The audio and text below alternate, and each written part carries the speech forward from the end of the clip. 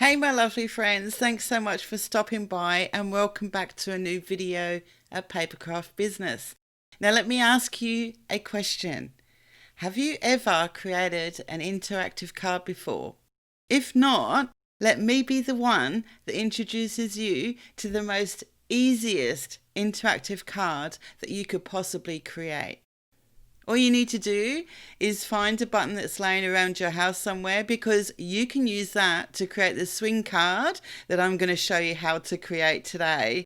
Now, for those of you that are new here, my name is Lisa Walsh and welcome to my channel.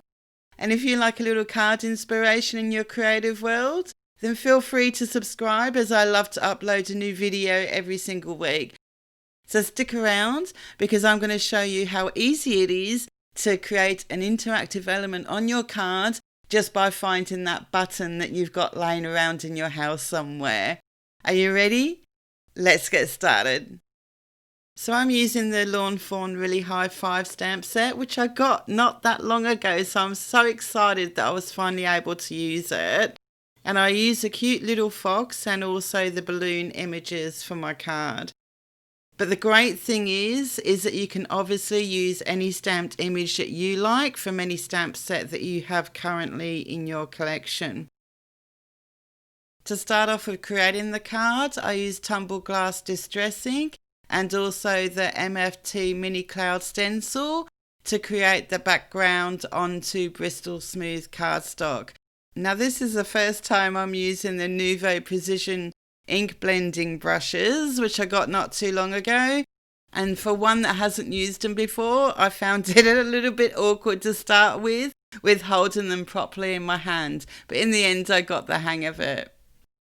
I use the MFT A2 Stitch Rectangle Stack Set 1 dies to create the panel of my card, but you don't have to use those. You can just easily trim the background with your paper trimmer. Then it came to inking up the stamps to use on the card, and I used Memento Tuxedo black ink for this because I was going to use Copic markers. But obviously if you're going to use a different colouring medium, then you need to use the ink that corresponds to that colouring medium. Now I don't know what came over me, and it's probably because of the fact I was going to be using my Silhouette Cameo 3 machine to die cut out my images, that I decided to stamp a whole page of images onto the Nina 80-pound cardstock. Now obviously you don't have to do this, you just only need to ink out the images that you want to use for your card.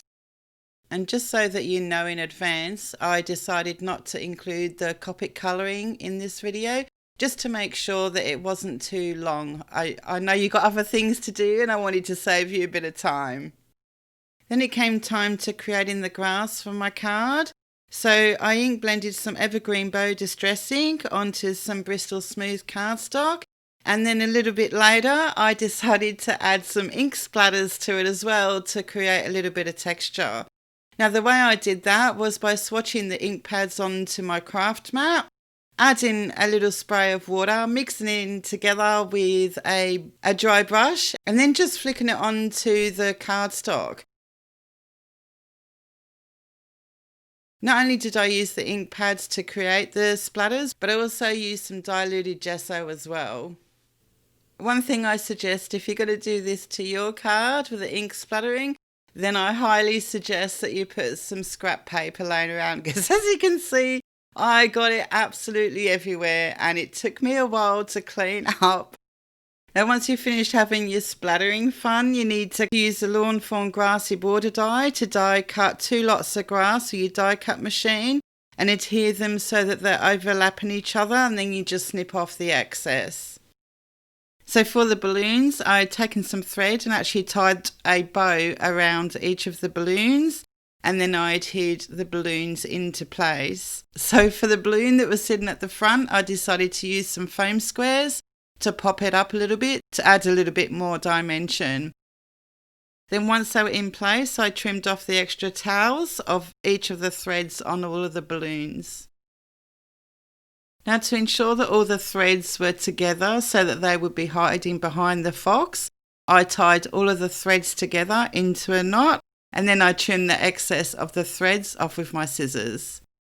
Now here comes the fun with creating the mechanics of the swing card. What you want to do is measure out the centre of your panel to work out exactly where you want the balloons. Then taking the smallest die from the Lawn Fawn large dotted circle stackable dies, position it over your dot and then keep it in place with some low tack washi tape and then run it through your die cut machine so that it creates a hole in your card panel. Then you die cut 2 small circles from the large dotted circle stackable dies and then put one behind the background panel and then adhere your button to the circle behind the panel. Then all you need to do is adhere the other circle to the top of the button. So now that you've created the mechanics of the swing card, you just need to adhere the balloons to the top circle and then adhere the fox to the strand of threads that you've tied into a knot.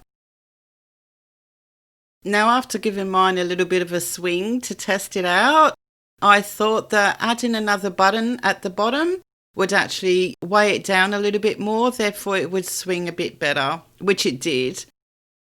So after you've done that, you just need to add some foam adhesive to the back of your card panel and adhere it to the actual card base. Now I wanted to add a frame around mine. So I die cut 3 lots of the MFT stitched rectangle scallop edge dies out of scrap paper that I had laying around. And I also die cut one from Lawn Fawn perfectly played chill paper to go on top of the frames. So with all the frames, you just need to adhere them together so that there are 4 layers to your frame. And then you just need to adhere the frame to the actual card panel.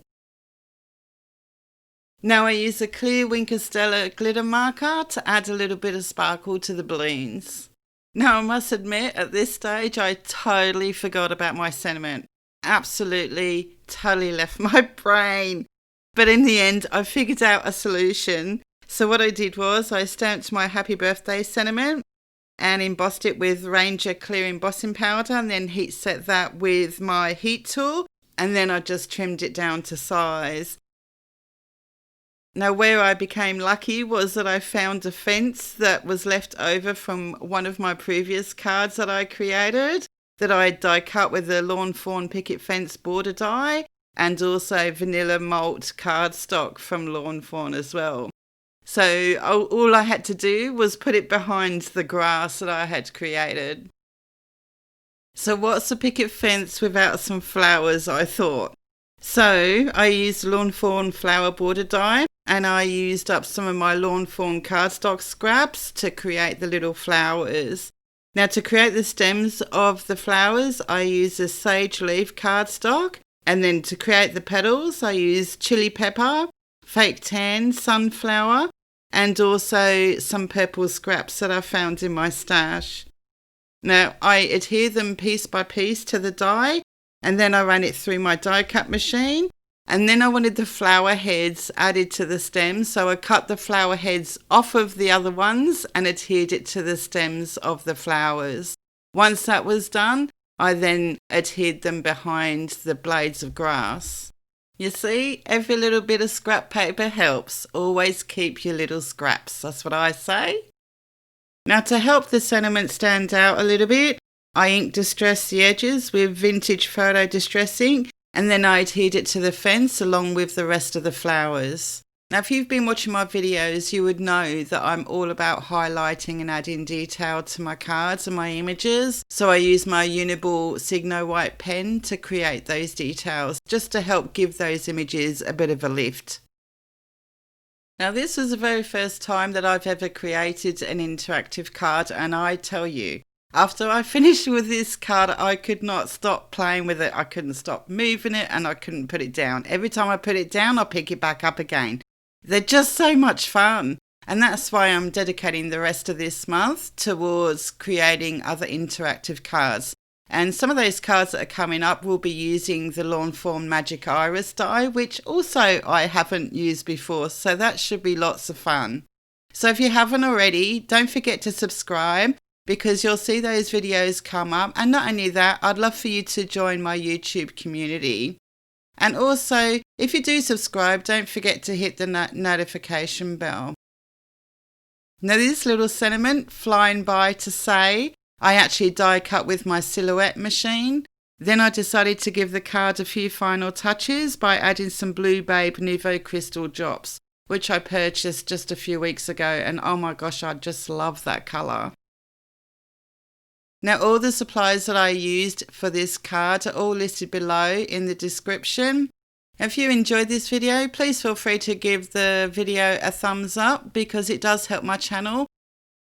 Once you've finished the card, give it a good old swing. Make sure that nothing's stuck. I actually should have adhered the button a little bit higher on the fox because in the end it was rubbing up against the fence. But you know, it still works and I'm still happy with it. Now let me know in the comments whether you're going to give the swing card a go. And also let me know in the comments what other interactive cards you've created before. I really hope you give this card a go because honestly it was so much fun to create.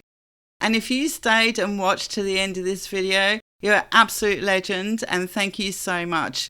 And also if you did stay to the end, you definitely need to subscribe so we can hang out more. And you're gonna love these next two videos. So go and check them out and we will hang out there. Thanks so much for watching. Come back soon. Bye for now. Take care.